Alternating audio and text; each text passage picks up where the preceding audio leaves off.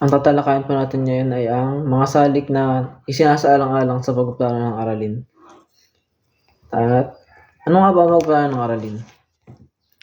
Ang pagpaplano ng aralin ay ang proseso ng pag-iisip ng pag-aayos ng mga layunin na nilalaman, pamamaraan at pagtatasa sa isang aralin.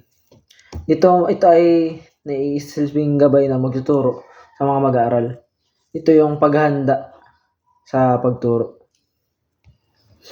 Bakit ba mahalaga ang pagplano bago magturo? Mahalaga ang pagplano ng pagturo at ito ay nagbibigay ng malinaw na direksyon sa ating pagtuturo. Tinitiyak ng mga bawat aktibidad at materyales ay nakatuon sa mga layunin ng aralin.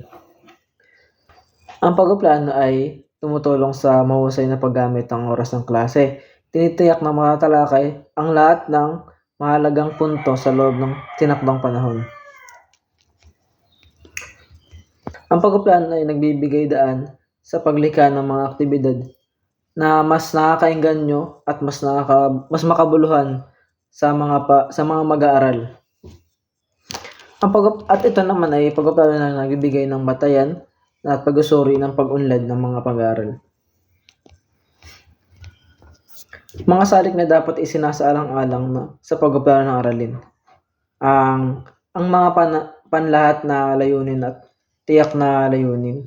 Ang panglahatang layunin ay naglalahad ng pangkalahatan na layunin ng aralin. Ito ay isang malawak na ideya na pagpapakita ng pangunahing layunin ng pagtuturo. Tiyak na layunin.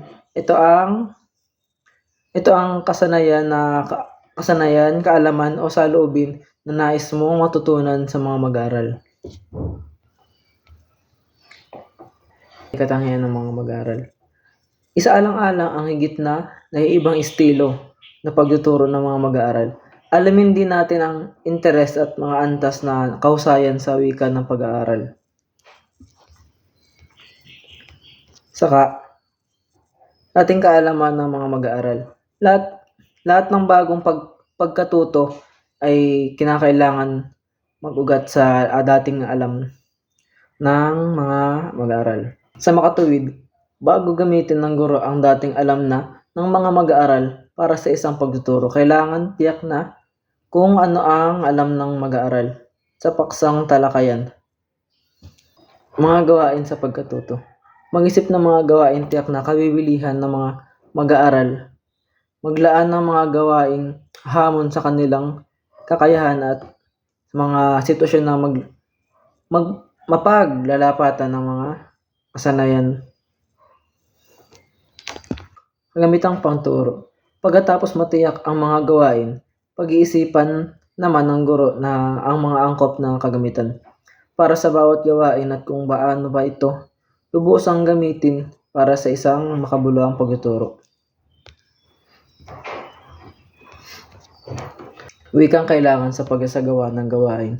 Ang angkop at wastong gamit ng wika ay hindi matatawaran sa malinaw na pagbibigay ng panuto at proseso ng gawain para sa maikasakatuparan ng mga mag-aaral ang maayos at tama ang kahingian ng bawat aralin. Ito naman ay ang oras o takdang panahon. Ang tukoy na oras o takdang panahon para sa lahat ng gawain at yugto ng gawaing pagkatuto sa loob ng silid-aralan. Ito naman ay partisipasyong guro at mag-aaral. Kailangan pag-isipan din mabuti ng guro sa yugto ng pagpaplano ng aralin at haba o tagal ng partisipasyon ng guro at mag-aaral. Naman ang pagbabalanse ng pagtatakda ng oras ng mga gawain. Upang maisagawa ito ng maayos, kailangan tiyakin ang guro ng mga itinakdang oras para isa-isang gawain. Inaayon sa layuning nililinang para sa gawain.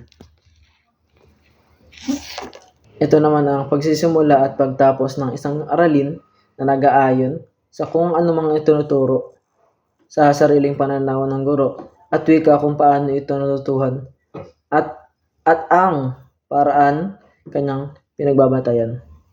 Maraming salamat po.